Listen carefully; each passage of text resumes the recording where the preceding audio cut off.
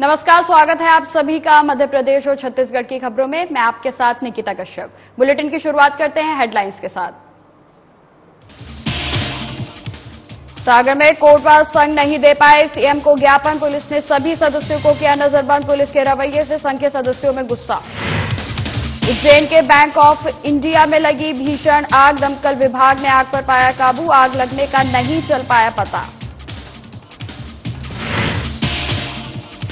इंदौर में फेल होने के डर से रची अपहरण की साजिश, पुलिस ने मामले का किया खुलासा, धर्मपुरी से लड़की को किया बरामद।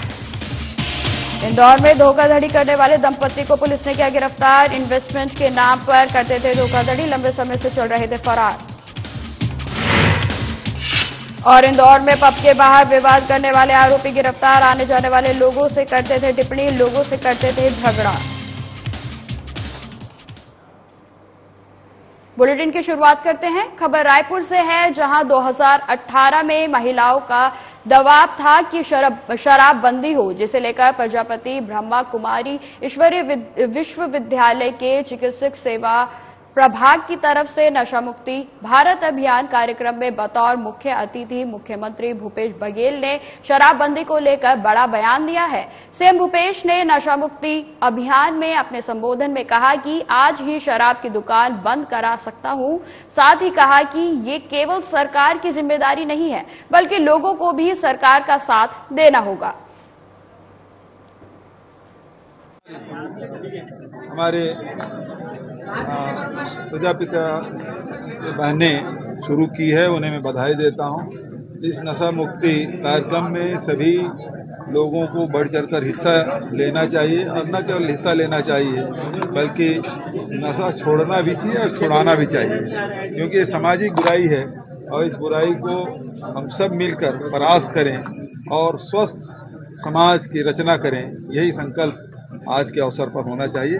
मैं पुनः हमारे बहनों को बहुत बधाई शुभकामनाएं। सागर में एक कार्यक्रम में शामिल होने पहुंचे मुख्यमंत्री शिवराज सिंह चौहान के पास मध्य प्रदेश कोटवार संघ के कोटवारों के हितों से लंबित मांगों को लेकर ज्ञापन देने वाले पुलिस प्रशासन की सख्ती भारी पड़ी। आपको बता दें कि जानकारी के मुताबिक अपनी मांग को लेकर ज्ञापन सौंपने की भनक लगते ही पुलिस प्रशासन हरकत में आया और कार्यालय स्थल के पास ही बड़ी संख्या में जुटे कोटवारों को पुलिस ने वहां से खदेड़कर नए कलेक्ट्रेट परिसर में नजरबंद कर दिया, जिसके चलते कोटवार संघ के सदस्य सीएम को ज्ञापन नहीं दे पाए। वहीं इस बात से अब कोटवार संघ के सदस्यों में प्रशासन के रवैये को लेकर खासा गुस्सा दिखाई दे रहा है। हमें 400 रुपया मिला तो मैं का होते तो 2,400 400 रुपया मिट जाता, उसको मिट गया कुआ सब के जो राजस्व मंत्री हैं गोविंद सिंह के आपके विभाग के, उनसे जानकारी दी कभी कहा देता भोपाल लोग आए हमारे तो क्या कह रहे नहीं सुन रहे हैं कचुनी के हो जाए तो आशा में पूरी साल जिंदगी काट दे। 60 रुपया मिलाते 3 महीना में जब से कर रहा है अब कब छोड़ दे, तो छोड़ दे हमारे टंगे हम तो रुकता रहे नहीं तो टंगे जाके। आपकी मांगे क्या चाहिए? तो हेरो 400 से बढ़ तनख्वाह और भूमि स्वामी चाहे। माननीय मुख्यमंत्री जी ने हम समस्त मध्य प्रदेश के कोटवारों को अवगत कराते हुए कोटवार पंचायत बुलाई थी 2007 में भोपाल राजधानी, तो वहाँ पर हम लोगों को आश्वस्त किया गया था कि आपकी जमीन को भूस्वामी मलिकाना हक दिया जाएगा, आपके लिए शासकीय कर्मचारी का दर्जा दिया जाएगा। आज दिनांक तक हम लोग पीछे भटक रहे। श्रीमान जी कई बार हम लोगों ने हड़ताल की है, हाँ में हाँ मिला देते, हम लोगों को भगा देते। हम छोटे कर्मचारी हैं, हम छोटे कर्मचारियों की कौन सुनता है? बड़े कर्मचारियों को हम लोगों को दबा देते। हम छोटे कर्मचारी आज अर्धशासकीय बने हुए हैं, शासन के पूरे विभागों का काम करते हैं और श्रीमान जी सभी जगह हम आधी रात को भी अगर शासन का काम की जरूरत पड़े तो हम उठ के श्रीमान जी शासन को सहयोग करते हैं। 2007 की बात कर रहा है, कितना लंबा समय हो गया, इसके बाद भी आपकी सुनवाई नहीं हो रही। नहीं, अब 23 के चुनाव में क्या निष्कर्ष निकलेगा? अब इसका निष्कर्ष यही निकलेगा श्रीमान जी के जो हमारा है हम उसके हैं। अरे वोट दे होकर नहीं उनको जाके, अरे वोट का मतलब वही तो है कि जो हमारा है हम उसके, सरकार हमारी सुनेंगी, हम सरकार के हैं, वो सरकार हमारी नहीं सुनेंगी तो हम दूसरों के रहेंगे। समस्या ये है कि वेतन की और जमीन का है, जो 2007 में माननीय मुख्यमंत्री ने घोषणा की थी मालगुजारी समय की भूमिका और वेतन का, वो आज तक निराकरण नहीं हुआ। उसके बारे में ज्ञापन देना उनके पास। रायपुर में संसदीय सचिव और विधायक विकास उपाध्याय ने वीर सावरकर वार्ड नंबर 1 हीरापुर जरवाए में गिरोधपुरी की तर्ज पर भव्य जेतखाम निर्माण का भूमि पूजन सतनाम समाज के वरिष्ठ जनों के साथ किया। इस दौरान विकास उपाध्याय ने कहा कि सतनाम समाज की मांग पर सतनाम समाज के आस्था का प्रतीक जेतखाम का निर्माण मेरे विधानसभा में हो रहा है। इसके साथ ही कहा कि मैं सतनाम समाज को बधाई देता हूं, साथ ही इसकी स्वीकृति देने के लिए मुख्यमंत्री भूपेश बघेल का भी धन्यवाद करता हूं।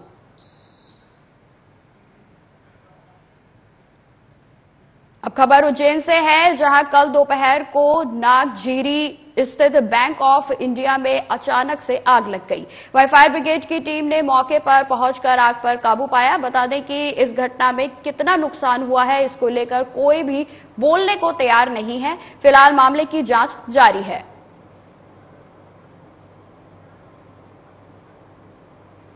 खबर इंदौर से है, जहां के बाणगंगा थाना क्षेत्र के एक नाबालिग के अपहरण का मामला सामने आया है।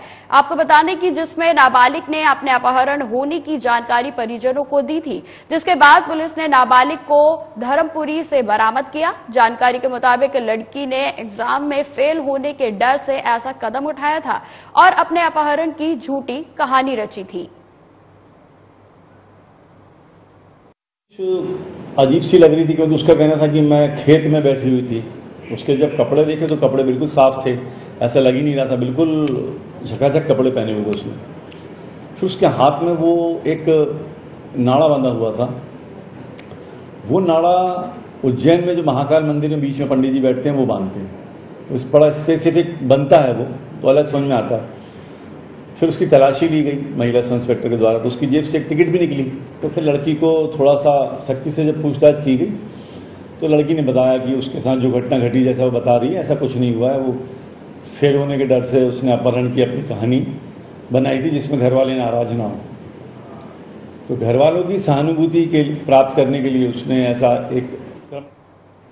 इंदौर के विजय नगर पुलिस ने शेयर मार्केट में इन्वेस्टमेंट कर पैसा डबल करने का आश्वासन देकर धोखाधड़ी करने वाले एक दंपत्ति को गिरफ्तार किया है। वह मामला दर्ज होने के बाद से ही आरोपी लगातार फरार चल रहे थे और उसके बाद पुलिस को मुखबिर की सूचना मिली, जिसके बाद पुलिस ने इन आरोपियों को गिरफ्तार कर पूरे मामले में उनसे पूछताछ कर रही है।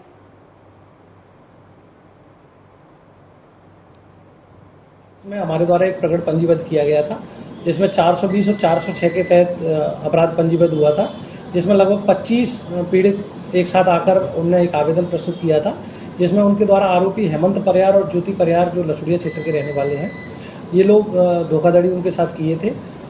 पीड़ित व्यक्तियों का कहना था कि शेयर मार्केट में निवेश करने के नाम पर, फॉरेक्स ट्रेडिंग के नाम पर और विभिन्न कंपनियों में निवेश करने का प्रलोभन देकर पैसा कम समय में जल्दी डबल करने को लेकर इनके द्वारा जो प्रलोभन दिया गया था। बाद में उनका पैसा खाके ये दोनों लोग भाग गए थे। ये लोग ऑफिस या घर भी गए, तब भी उनको कोई संतुष्टिपूर्वक जवाब न मिलने पर इन्हें प्रकरण पंजीबद्ध कराया था। हमें कल सूचना मिली थी कि ये लोग घर पे हैं, उसी के तहत मेरे द्वारा टीम भेजी गई थी। टीम के द्वारा इन दोनों आरोपियों हेमंत और ज्योति परियार को गिरफ्तार किया गया है और इसके बाद इन आरोपियों पर विवेचना में जो इनके द्वारा किया गया था उसके तहत 67, 68, 71 की धाराएं भी बढ़ी हैं।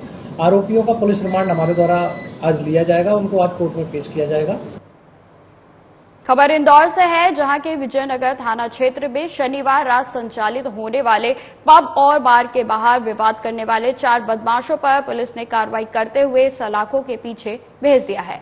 जानकारी के मुताबिक आरोपी बदमाश आने जाने वाले लोगों पर टिप्पणी कर विवाद कर रहे थे और फिर उनसे झगड़ा करते थे, जिसके तहत पुलिस ने ये कार्रवाई की है। उपद्रवी टाइप के लड़के हैं, संदीप, विशाल, राहुल, बिट्टू। ये लोग रात में लगभग 3 बजे BITS के आसपास काफ़ी उड़दंग कर रहे थे। हमारी बीट वहाँ पहुंची थी तो बीट वालों को भी बड़े मुश्किल से बीट वाले उनको नियंत्रण में ले पाए थे। काफ़ी उपद्रव और उत्पात मचा रहे थे। चारों आरोपियों को हमारे द्वारा 151 के तहत गिरफ्तार किया गया है और उनको आज ACP मैम के यहाँ कोर्ट में पेश किया जाएगा।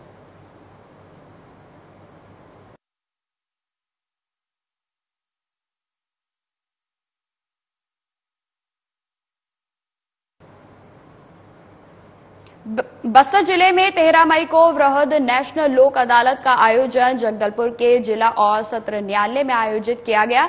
नेशनल लोक अदालत के संबंध में जानकारी देते हुए जिला विधिक सेवा प्राधिकरण की सचिव गीता ब्रिज ने बताया कि नेशनल लोक अदालत में गठित 23 खंडपीठों में निराकरण के लिए 5,569 प्रकरण रखे गए हैं, जिसमें से 2,375 प्रकरणों का निराकरण राजीनामा के आधार पर किया गया है। वहीं गीता ब्रज ने यह भी बताया कि लोक अदालत में प्रकरणों के पक्षकारों की भौतिक और वर्चुअल दोनों ही माध्यमों से उनकी उपस्थिति में निराकृत किए जाने और अतिरिक्त स्पेशल सिटिंग के माध्यम से भी पेटी ऑफिस के प्रकरणों को निराकृत किया गया है।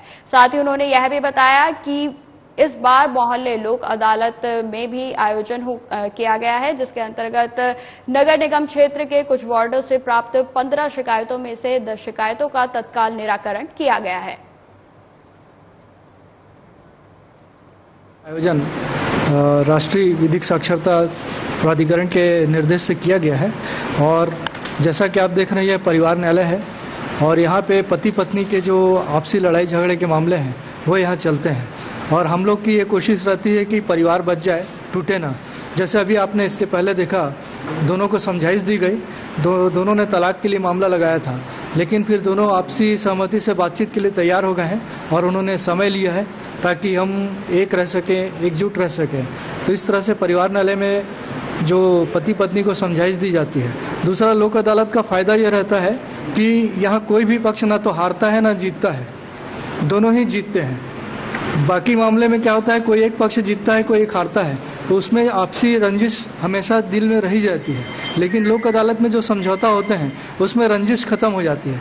आयोजित लोक अदालत में आपराधिक समनी प्रकरण, व्यवहार विवाद के प्रकरण, मोटर दुर्घटना दावा के प्रकरण, धारा 138 NI एक्ट के प्रकरण, पारिवारिक विवाद के प्रकरण, राजस्व प्रकरण एवं श्रम विवाद के प्रकरण एवं अन्य राजीनामा योग्य प्रकरण के साथ साथ बैंक, BSNL, विद्युत, जलकर, संपत्ति कर से संबंधित राशि वसूली के विवाद पूर्व प्रकरण प्री लिटिगेशन का निराकरण किया जा रहा है।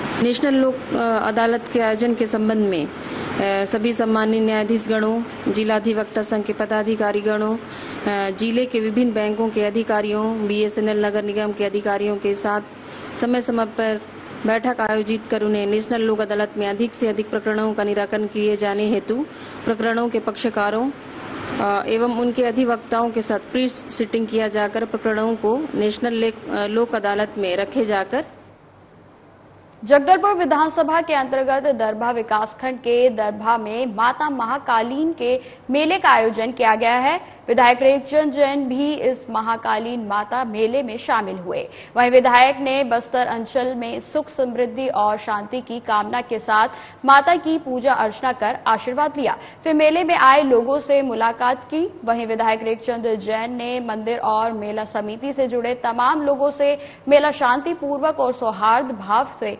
मनाने की अपील की। साथ ही उपस्थित लोगों को बताया कि छत्तीसगढ़ के CM भूपेश बघेल के मार्गदर्शन में सामाजिक सौहार्द प्रसारित करने का कार्य हो रहा है। ग्रामीण क्षेत्रों में देवगुड़ियों का संरक्षण किया जा रहा है।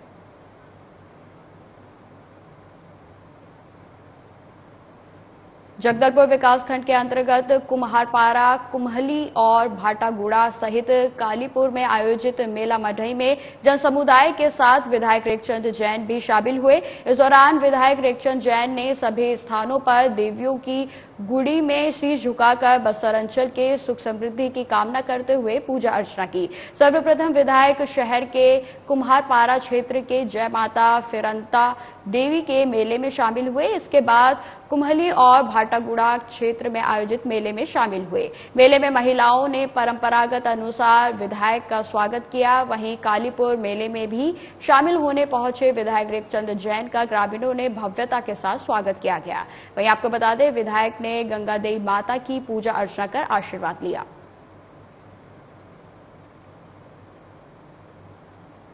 खबर मंदसौर से है, जहां शनिवार को CM राइज स्कूल साबाखेड़ा में समर कैंप का आयोजन किया गया। इस अवसर पर मुख्य अतिथि के रूप में डाइट के प्राचार्य श्री प्रमोद सेठिया, सरपंच ग्राम पंचायत परमानंद धंगर, मौजूद थे। वहीं प्राचार्य दिलीप सिंह जाबी ने स्वागत भाषण दिया और समर कैंप में बच्चों को प्रशिक्षण देने वाले शिक्षकों के कार्यों की भी प्रशंसा की।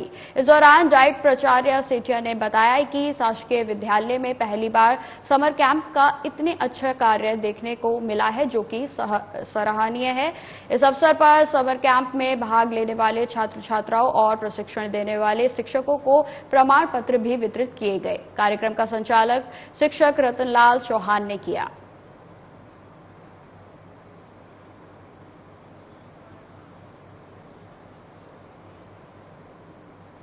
कर्नाटक चुनाव में कांग्रेस को मिली जीत से कर्नाटक ही नहीं बल्कि छत्तीसगढ़ में भी कांग्रेसियों का उत्साह देखने को मिल रहा है। वहीं रायपुर महापौर के आवास पर भी कांग्रेसी पार्षदगण और कार्यकर्तागण जीत का उत्साह मनाते हुए नजर आए। कर्नाटक चुनाव में मिली बम्पर जीत को लेकर कांग्रेसी कार्यकर्ताओं ने पटाखे फोड़ते हुए, मिठाइयां बांटते हुए खुशी को जाहिर किया। वहीं रायपुर महापौर एजाज देबर ने भी अपने आवास पर जीत का उत्साह मनाते हुए वह नजर आए। महापौर ने कहा कि अब बीजेपी की उल्टी गिनती शुरू हो गई है। छत्तीसगढ़ में भी चुनाव होने को है, उस पर भी हम अहम जीत हासिल करेंगे।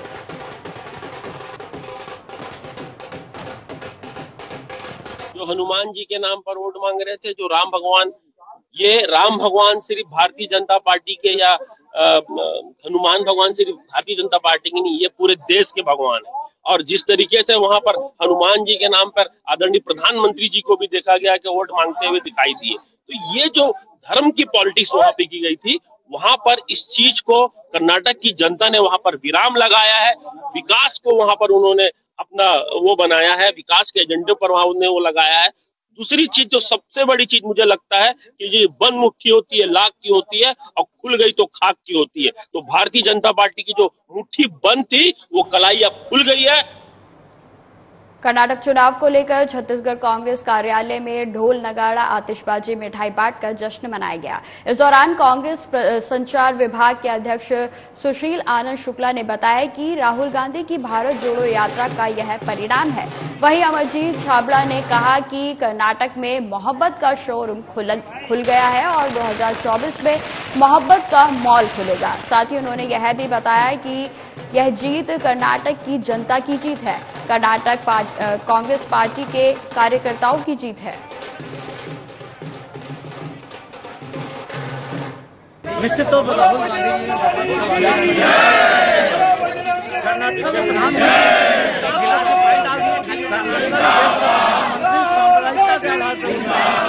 देश कर्नाटक की जनता ने उसको नकारा है।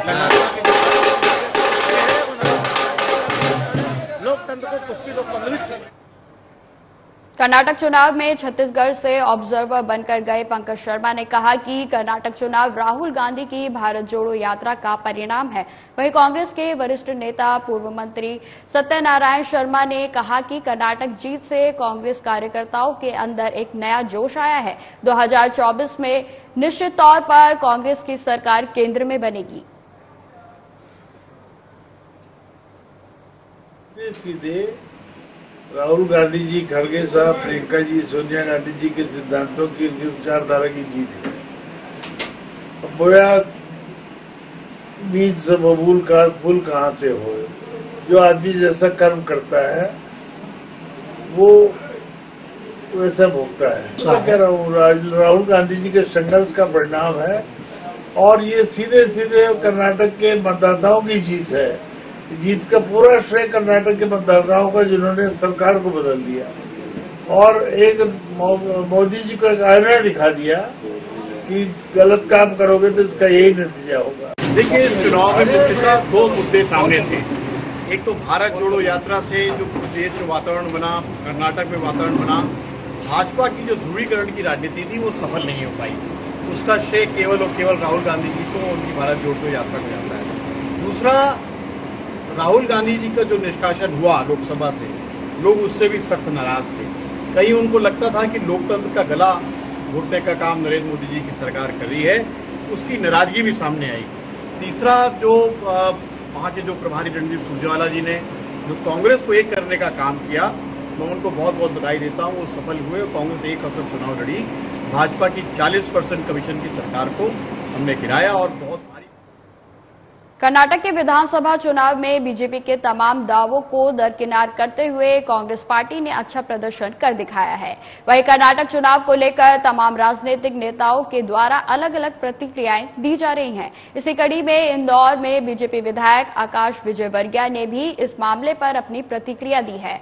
आकाश विजयवर्गीय का कहना है कि बीजेपी हमेशा अपनी विचारधारा के अनुरूप काम करती है। ज्यादातर जगह हम जीतते आए हैं, लेकिन कभी कभी हार भी हमें स्वीकार करनी पड़ती है। वहीं मध्य प्रदेश को लेकर पूछे गए सवाल पर आकाश विजयवर्गीय ने कहा कि मध्य प्रदेश में बीजेपी मजबूत स्थिति में है और आगामी विधानसभा चुनाव में बीजेपी प्रचंड जीत हासिल करेगी।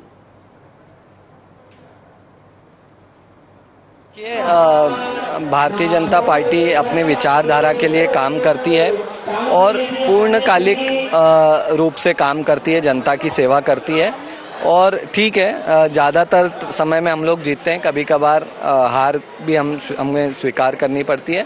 तो निसंदेह इसका हम बहुत बारीकी से एनालिसिस करेंगे और जो भी कमियां रही होगी उसे दूर करने का प्रयास करेंगे। मगर हम लोगों ने वहां पर काम भी अच्छा किया, भारतीय जनता पार्टी ने, और चुनाव भी अच्छा हुआ। मगर एक बार इसका पूरा डिटेल एनालिसिस करेंगे और जो भी गलतियां होगी उसको दूर करके भविष्य में कर्नाटका भी भाजपा एक तरफा जी। धमतरी में यातायात पुलिस ने जीवन अनमोल है नामक अभियान चलाया। इस अभियान के तहत यातायात नियमों को तोड़ने वालों के खिलाफ चलानी कार्रवाई नहीं करते हुए उन्हें यातायात पुलिस के द्वारा प्रेमपूर्वक समझाइश दी गई। साथ ही इस अवसर पर बाकायदा एक कार्यक्रम का आयोजन भी किया गया, जिसमें जीवन का महत्व समझाते हुए यातायात नियमों का पालन करने की अपील सभी से की गई। पुलिस अधीक्षक प्रशांत ठाकुर के मार्गदर्शन में यह कार्यक्रम संपन्न हुआ। आज जो यातायात नियमों का उल्लंघन करने वाले वाहन चालकों के लिए आज हम लोगों ने रत्नाबांधा चौक में एक आयोजन किए थे, जिसमें पुलिस अधीक्षक महोदय और हमारे डीएसपी साहब थे। और वाहन चालकों को बताया गया कि यातायात नियमों का पालन करेंगे तो स्वयं सुरक्षित रहेंगे और लोगों को भी सुरक्षित चलने का मौका देंगे। हम लोग वो जो NHI है, संबंधित विभाग, उनको पत्राचार किया गया है कि रोड का रिपेयरिंग करें और उससे दुर्घटना में कमी आएगी। जिला धमतरी में माननीय पुलिस अधीक्षक श्री प्रशांत ठाकुर साहब के निर्देशन में यहाँ पर जीवन अनमोल है, उसके अभियान के तहत हम लोग यहाँ पर एक शुरू किए हैं अभियान, जिसमें जो वाहन चालक यातायात नियमों का उल्लंघन करता है वैसे वाहन चालक को फाइन न करके हम लोग यहाँ पर बैठाते हैं और यातायात नियमों से संबंधित वीडियो को उनसे दिखाते हैं। साथ ही उनको बताते हैं कि जीवन हमारे लिए कितना अनमोल है, यातायात के नियमों का पालन करते हुए हमें लंबी जिंदगी, अच्छी जिंदगी जीना है, किसी को भी किसी प्रकार के असुविधा न हो और एक्सीडेंट के शिकार न हो। तत्संबंध में उनको बताया जाता है, उसके पश्चात उनको छोड़ दिया जाता है। और लगातार ये कार्यक्रम हम लोग चलाते रहेंगे अलग अलग चौक चौराहों पर, जिससे कई लोग यातायात नियमों को मालूम नहीं रहता है, उनको देखते ही उनको समझ में आता है कि हमें ये नियमों का पालन करना है। और आम पब्लिक भी इसको लगातार एप्रिशिएट कर रहा है। यहाँ पर कुछ हम बैठाए थे, शुरुआत कर दी है और ये अभियान।